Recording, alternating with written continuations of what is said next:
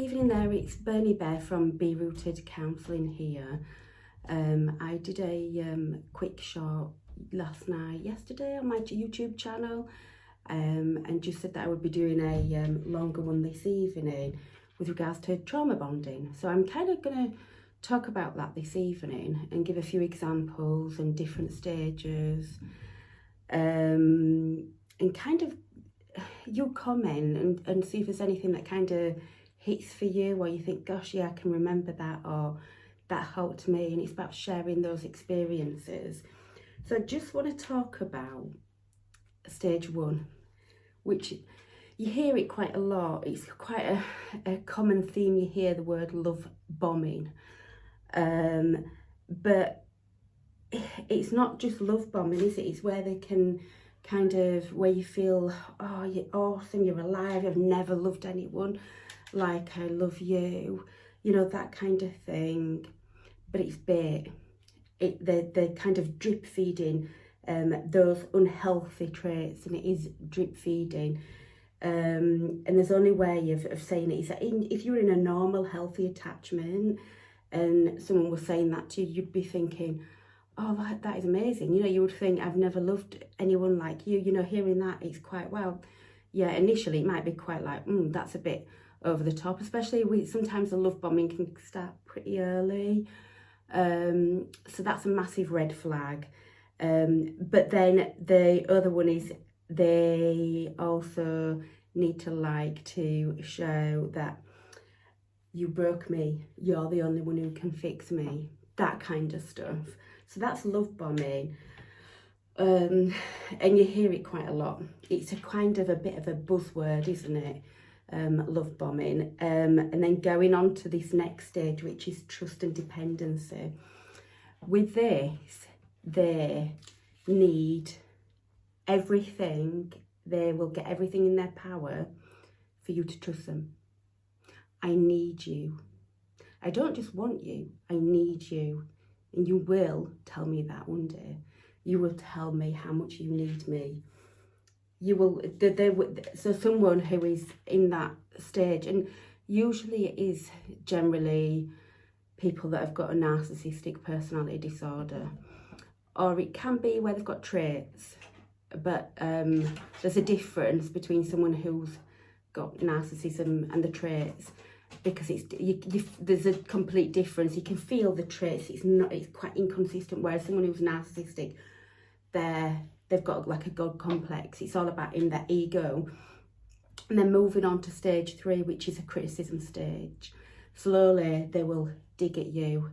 They will start to criticize you. They will use anything, even anything that you feel insecure about.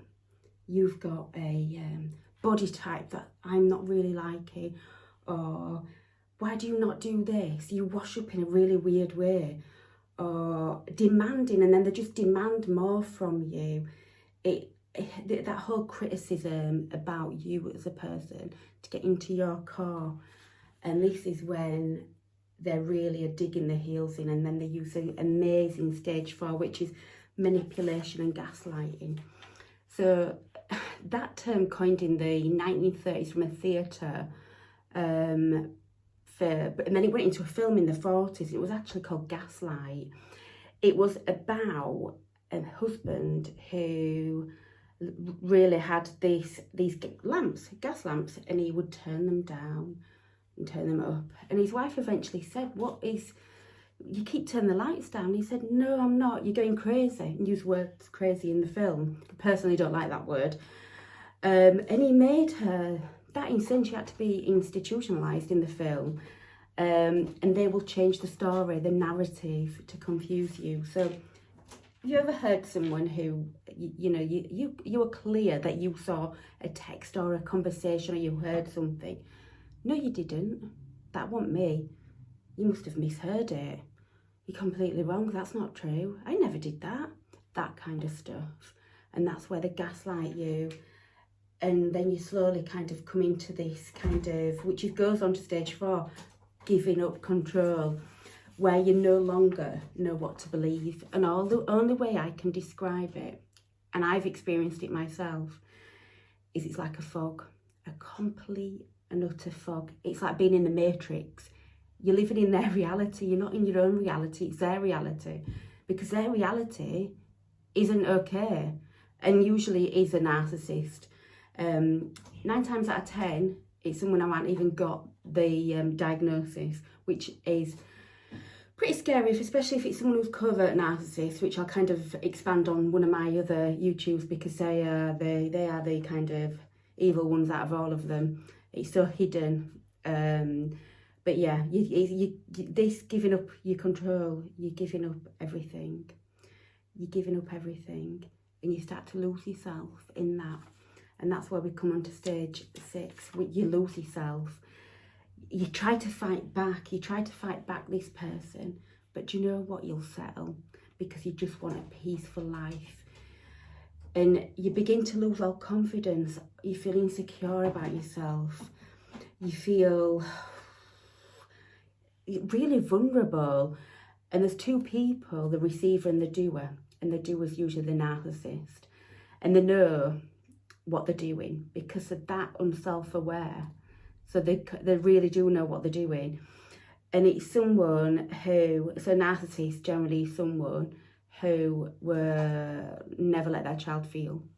You must not feel that. Big boys don't cry. I mean, really conditioned to like emotional abuse usually.